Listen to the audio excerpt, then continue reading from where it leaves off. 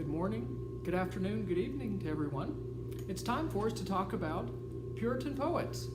So, we just have two poets to represent what was going on in the colonies, in addition to the historical documents that we looked at with Bradford and Winthrop. So far, we've encountered those historical documents, and now we'll take a look at some poetry. And one thing that I love about poetry is that it lets us look at different aspects of someone's life.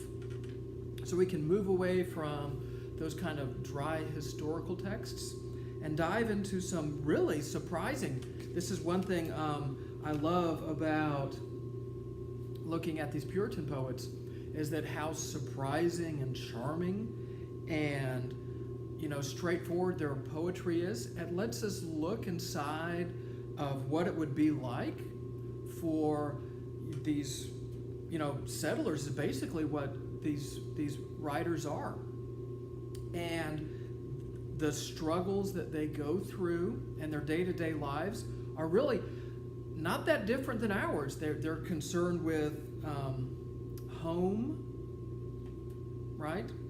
Say, for example, with Anne Bradstreet, upon the burning of our house. They're concerned with, marriage. Both Taylor and Bradstreet write about their spouse and what it's like to be married and to be separated from the spouse. And as well, we have some really heartbreaking poems from both poets regarding death. So that's one thing that's so marvelous about reading these works of poetry, is that they really let us see what it's like just to be alive in these Puritan colonies.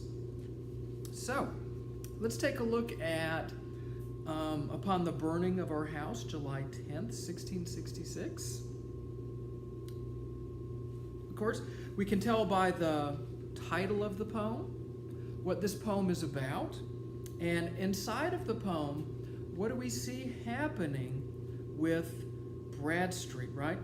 Her house, back during this time, if your house catches on fire, which was, pretty common back during the day, because, homes back then, largely wood structures. And if the house caught on fire, there's no fire department to call. Might be lucky enough to have a bucket brigade of friends and family and neighbors. But so pretty much, the only thing that you can really look forward to doing is to watch your house burn. So that's really a heartbreaking poem here about what that would be like. But now, so let's listen to what Bradstreet says about this sad event. The flame consumed my dwelling place, and when I could no longer look, I blessed his name that gave and took, that laid my goods now in the dust. Wow, she just watches her house burn, and then what does she say? Thanks be to God. Why? Well, because you remember with these Puritans here, one of their purposes in writing is to glorify God.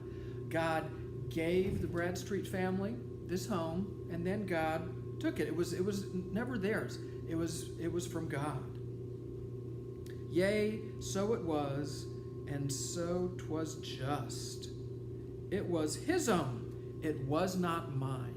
So this is something that Bradstreet realizes, right? Oh, so she looks upon this event of losing her house as a way to demystify and understand God.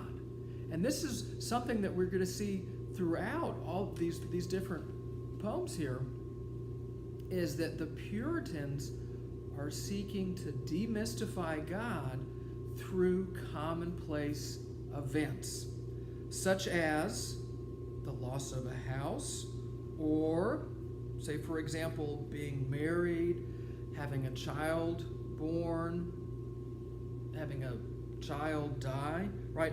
All of these are ways to understand God working in our lives, as well as a way to demystify God, right? So we can put ourselves in the Puritan community, and we read a poem by Bradstreet or by Taylor, and we get to understand God through these commonplace events.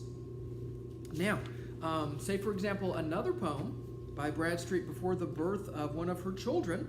We have to remember during this time there's no hospitals in the New World. Giving birth, it's just hard to wrap your mind around this, what it would be like to be a woman and, you're pregnant, and how utterly terrifying, what's going to happen after 9 months is, the child could die, or you could die during childbirth.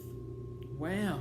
I mean, just the sense of anxiety that would be with you, as well as the joy of being pregnant and the ushering in of a new life. Let's take a look here. All things within this fading world hath end. Adversity doth still our joys attend. Do you see that balance there between joy as well as, tinged with sadness there? It's a very good balance. No ties so strong, no friends so dear and sweet, but with death's parting blow is sure to meet. The sentence passed is most irrevocable, a common thing, yet inevitable. How soon, my dear, death may my steps attend. How soon may be thy lot to lose thy friend. We both are ignorant, yet love beds me these farewell lines to recommend to thee, that when that knots untied that made us one, I may seem thine, who in effect am none. So it's interesting here. It's a nice little interplay here. What Bradstreet is doing is likening the untying of the separation from her and her child, right? As well as she's thinking about her death and being undone from this world and being separated from friends, husband, and family members. Wow, this is very, very, very deep writing here. And if I see not half my days that's due, what nature would, God grant to yours and you. The many faults that well I have, let be interred in my oblivion's grave. Oh, that's something I just wish for myself too. After I die, don't think about the knuckleheaded things that I've done in our time together. Just put those in the grave with me. Don't reflect upon those after I'm dead. If any worth or virtue were in me, let that live freshly in thy memory. Yeah, that's another thing. Don't bury the bad things that I've done in the grave, but carry the good things that I've done in those memories with you. Oh. And when thou feelst no grief, as I no harms, yet love thy dead who long lay in thine arms. And when thy loss shall be repaid with gains, look to my little babes, my dear remains. She's reflecting, if I die, please look after my children, my little babes. And if thou love thyself or lovest me, these protect from stepdame's injury. Oh, wow. What is she saying to her husband? I know that if I die, you're going to get remarried, right? Sure. But please look after our children. And if, you see that your future wife, the stepmother to our children, starts to treat them badly, please look after them, right? Remember that they're our children. Wow. How hard, this is just, And if chance to thine eyes shall bring this verse, with some sad sighs honor my absent hearse, and kiss thy paper for thy love's dear sake, who with salt tears this last farewell did take. Wow, what a poem. What a poem. Wow. Okay, and 10-minute mark, so we'll pick up more Puritan poets with the next lecture.